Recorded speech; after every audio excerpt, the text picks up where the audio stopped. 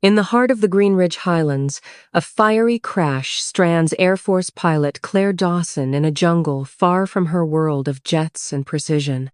Rescued by Ethan, a compassionate Eryn tribesman, she finds refuge in his village, where their unlikely bond sparks a love that defies boundaries. But as they face encroaching loggers, a divided community, and her family's disapproval, Claire and Ethan must fight for their future. This is a tale of resilience, courage, and a love that rises from the ashes to build a home against all odds. The Green Ridge Highlands sprawled beneath Captain Claire Dawson's fighter jet, a labyrinth of emerald jungle and mist-shrouded peaks. At 28, Claire was a rising star in the Air Force, her precision honed by years of relentless training. Today's mission from Willow Base was routine high-altitude maneuver over the highlands. But routine shattered when her jet's engines sputtered, then died. Alarms screamed. The cockpit, a chaos of flashing red. "Mayday, mayday," she radioed, her voice steady despite her racing pulse. Static mocked her. The jet spiraled, clawing through the canopy before slamming into a ravine. Darkness engulfed her. She woke to Agonia's fractured left leg pulsing with pain, a gash on her forehead oozing blood. The cockpit was a twisted cage, its canopy shattered, her radio a lifeless husk. Her emergency beacon flickered, its signal likely swallowed by the highland's vastness. The jungle pulsed with cicadas, the air thick with moss, damp earth, and the faint tang of fuel. Claire pried herself free, her leg buckling beneath her. She was alone, miles from rescue, with a half-empty water flask, a protein bar, and a fading hope. Fear clawed at her, but she shoved it down. She was a Dawson from a military dynasty of pilots' failure wasn't in her blood. Night crept in, the jungle turning hostile. Claire dragged herself to a tree, fashioning a crude shelter from branches. Her leg throbbed, infection a looming threat. As dawn broke, she heard footsteps soft, deliberate. A figure emerged, a young man, early 20s, with dark eyes and calloused hands. His hemp tunic and machete marked him as local, his stance cautious but not threatening. He froze, taking in the wreckage, then her. Claire's hand twitched toward her sidearm, but pain stopped her. "Help!" she rasped. He knelt, inspecting her leg with a healer's focus. "You're hurt bad," he said, his accent thick but clear. "I'm Ethan, from the Eryn tribe. The Eryn, an indigenous people, were bound to the highlands, forests, and rivers. Claire, Air Force, I need a base," she said, her vision swimming. Ethan shook his head. "Not now. Jungle's too wild at night. My village is near." He crafted a splint from bamboo and vines, his hands gentle yet firm. Half carrying her, he navigated trails invisible to her trained eyes, dodging roots and streams with eerie precision. The Eryn village was a cluster of stilted wooden huts, their roofs thatched, lit by flickering oil lamps. Ethan's mother, Mara, a wiry woman with silver-streaked hair, took one look at Claire and ushered them inside. "She's a guest," Mara said, silencing the curious whispers of Ethan's younger brothers, Calen and Eryn. Claire collapsed onto a woven mat, her leg wrapped in herbal bandages that smelled of mint and earth. Mara fed her rice porridge, her stern face softening. Ethan sat nearby, sharpening a knife, his presence a quiet anchor. "Why help me?" Claire asked, her voice weak. He shrugged, a faint smile breaking through. "You fell from the sky. Someone had to catch you." Exhaustion claimed her, but not before she saw Ethan's eyes steady, kind and deep as the jungle itself. That moment, forged in a stranger's compassion, planted a seed that would grow beyond their wildest dreams. Claire's nights were haunted, not by the crash, but by Ethan's laugh, the firelight on his face, the village's heartbeat. She wrote to him through a missionary in Pinetown, her letters filled with longing for the highlands. His replies came simple, heartfelt, describing the coffee harvest, Cale's pranks, Ryn's new pet lizard, and a quiet hope she'd return. Each word was a tether pulling her back. But doubt festered. Her family's expectations clashed with her heart. Was she chasing a fantasy? Could a pilot, trained for precision and control, belong in a world of mud and stars? One night, staring at a photo of her jet, she traced the hawk tattoo on her wrist, a symbol of freedom. She made a choice. Ignoring her doctor's warnings, she boarded a bus to Pinetown, her leg still in a brace. Ethan was waiting at the village's edge, his smile brighter than the sun. They embraced, the jungle alive around them. "You kept your promise," he said, his voice thick. "I had to," she whispered.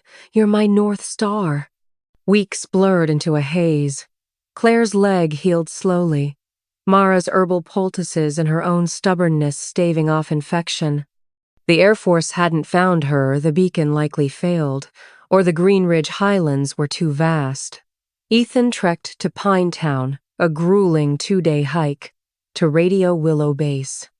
The military's replies were infuriatingly vague. Search ongoing. Report any sightings. Claire's hope of flying again dimmed, replaced by a fear she'd never touch the clouds. Her identity as a Paluther armor, her pride felt like a ghost. The Laren village became her sanctuary. The people were warm but wary, their lives woven with coffee fields, rice paddies, and sacred groves where they honored ancestors.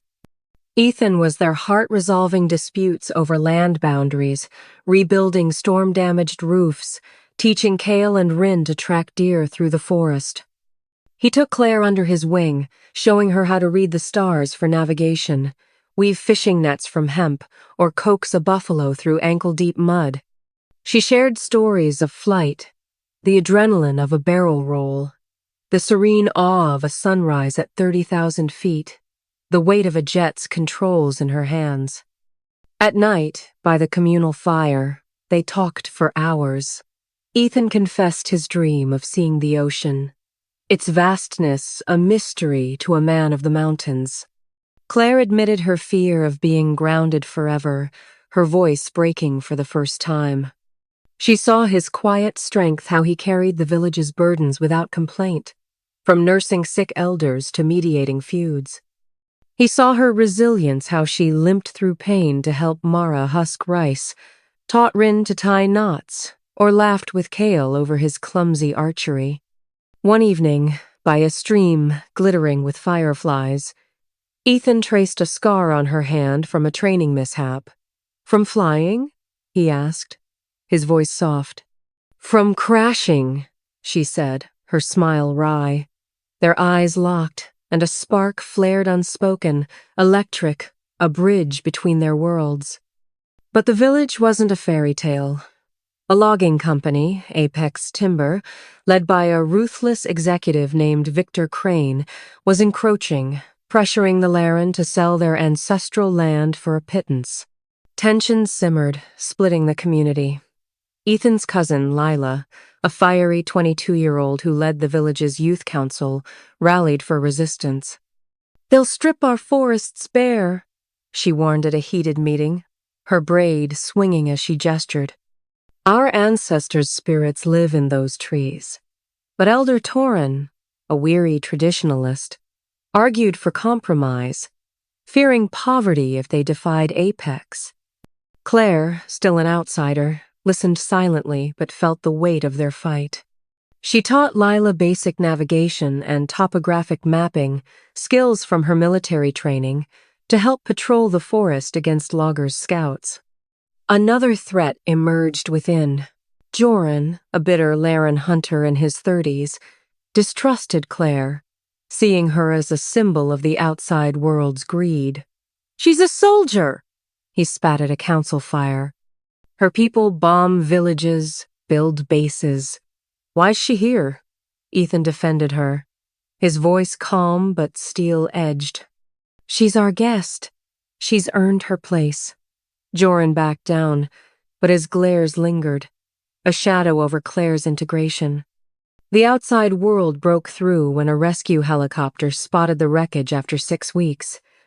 Soldiers stormed the village, their boots jarring in the quiet. Claire's heart sank as they prepared to airlift her to Willow Base. She'd grown to love the village, the rhythm of its days, the laughter of its children, Ethan's steady presence. As she packed her torn flight suit, Ethan stood at the clearing's edge, his face unreadable. "Will you come back?" he asked, his voice barely above the chopper's hum. She gripped his hand, her throat tight. "I promise. This isn't goodbye." At Willow Base, reality was a cold slap. Her leg needed reconstructive surgery, grounding her for at least 18 months. Colonel Harris, her commanding officer, was blunt. "You're lucky to be alive, Dawson. Flying again? Long odds." Her family in Brookhaven, a military dynasty of pilots, saw her crash as a betrayal. Her father, General Robert Dawson, called daily, his voice ice. "You're a Dawson. We don't crash. We don't fail." Her mother, Ellen, was gentler but insistent. "Come home, Claire. Recover in civilization, not some jungle." Her brother, Major Tom Dawson, sent a curt email. "Don't embarrass us further." But Apex Timber struck viciously.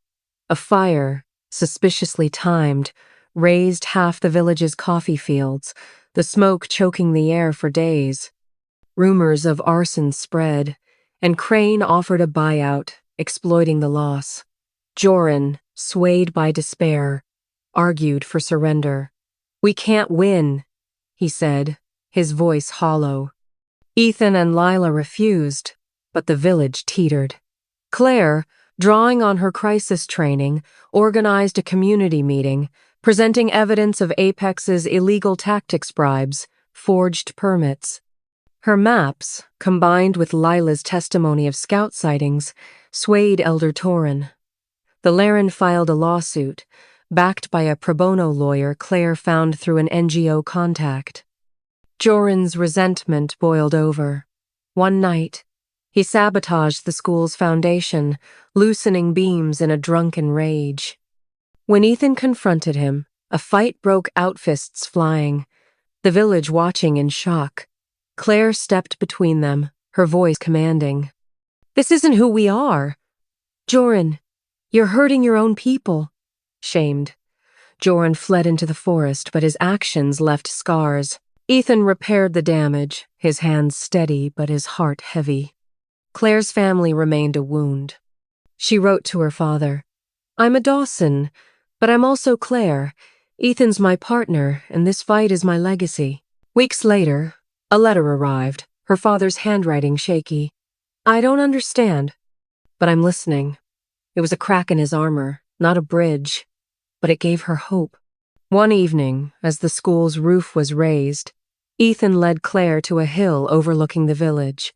Fireflies danced, the highlands glowing amber, the air alive with the scent of pine. "You crashed into my life," he said, his voice steady, "and showed me a world I never knew. You fought for my people, for me. I love you, Claire, not just here, but everywhere." He offered a ring, woven from vines and polished wood, a Laren vow of eternity. "Will you stay with me? Build a life, no matter where it takes us." Tears streamed down her face. She saw the jets fall, the jungle's embrace, the village's heart of every step that led to this. "Yes," she said, slipping the ring on. "Forever." The Green Ridge Highlands shimmered under a dawn sky as Claire stood before the Laren Community School, its sign reading, "Wings of Hope." Children laughed inside, learning math, Laren folklore, and the names of stars. Ethan stood beside her, their rings glinting, Mara beaming from the crowd. Lila, now a teacher, waved from the steps, her murals vibrant behind her.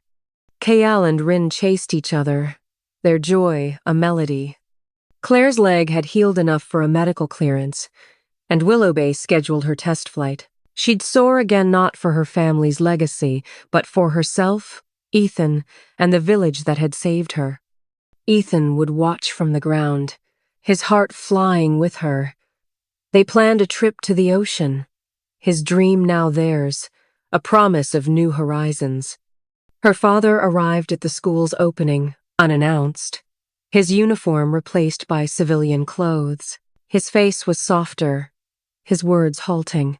"I was wrong about him," he said, glancing at Ethan. "You've built something I never could." He extended a hand to Ethan, a gesture of respect, not warmth. It wasn't full reconciliation, but it was enough. The lawsuit against Apex Timber triumphed, securing the Laren's land and exposing Crane's corruption. He fled, disgraced, and the village rebuilt its fields, stronger than before. Joran returned months later, sober and humbled, offering to work on the school's garden as atonement. Ethan welcomed him, his forgiveness a quiet strength. The school became a beacon, drawing other tribes to learn and share. Claire and Ethan taught together her stories of flight, his tales of the forest-bridging worlds for the children. As the highlands glowed, Claire leaned into Ethan, whispering, "We made it." He kissed her forehead, the hawk carving in her pocket a reminder of their wings. "We made home." The school's inscription read, "Love rises through courage, binding hearts across worlds."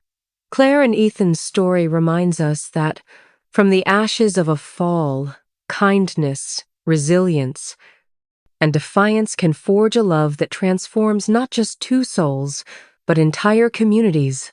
Stay bold, stay true, and never fear the paths that call you home. Claire moved to Pinetown, renting a small apartment and taking a desk job at Pine Airfield, analyzing flight data while rehabbing her leg. She visited the Laren village every weekend, her bond with Ethan deepening through quiet, momentured coffee at dawn, walks under starlit skies, hands brushing as they repaired a storm-damaged bridge. Ethan carved her a wooden hawk, its wings spread wide, every feather etched with care. "For when you fly again," he said, his eyes soft. She kept it on her bedside table, a talisman of hope. But storms loomed. Apex Timber, led by Victor Crane, escalated its campaign, bribing local officials to redraw land boundaries and sending scouts to intimidate the Laren. Lila organized patrols, but the village fractured. Elder Torin pushed for a deal, citing the need for medicine and tools. "We can't fight forever," he said, his voice heavy. Lila countered, "If we sell, we lose our soul." Ethan mediated, his calm voice a thread holding the community together, but Claire saw the exhaustion in his eyes. She dove in, using her military training to map the forest with Lila, documenting sacred groves and burial sites to bolster the Laren's legal claim. Her precision earned Lila's respect, their friendship forged in late-night strategy sessions over rice wine. Joran's hostility grew. He cornered Claire one evening by the river, his breath sour with fermented fruit. "You don't belong here," he snarled. "You're filling Ethan's head with dreams he can't have." Claire stood her ground, her pilot's nerves shaken. "I'm here for him, for all of you. Judge me by my actions, not your fears." Ethan intervened, pulling Joran back, but the rift lingered, a crack in the village's unity. Claire's family was a heavier weight. She invited Ethan to Brookhaven for her sister Emily's wedding, hoping to bridge her worlds. The Dawsons were appalled. Her father cornered her in the garden, his metals glinting. "A tribesman, Claire? No education, no prospects. You're tossing our legacy for a fling." Her mother, Ellen, pleaded, "You're a pilot, not a villager. He'll chain you to that forest." Tom, her brother, was vicious. "He's a nobody." You're humiliating us. Ethan overheard, his face stoic, but his eyes wounded. That night, on the hotel balcony, he faced her, the city lights cold below. I don't want to break you, Claire. If they're right, if I'm holding you back, I'll walk away. She seized his hands, her voice fierce. They're wrong. You're not less than them, you're everything. You're my choice, Ethan. They kissed, the world fading, their love a defiant flame. Back in Pinetown, Claire and Ethan launched a bold mission, building a Laren community school to educate the village's children and preserve their culture. Claire secured NGO funding, trained teachers, and sourced books, while Ethan led construction, his knowledge of the land guiding every beam. Lila rallied the youth, painting murals of Laren legends' dear spirits, starlit rivers. Kyle and Eryn helped, their laughter lightening the work. The school became a Symbola bridge between their love, their cultures, and the future.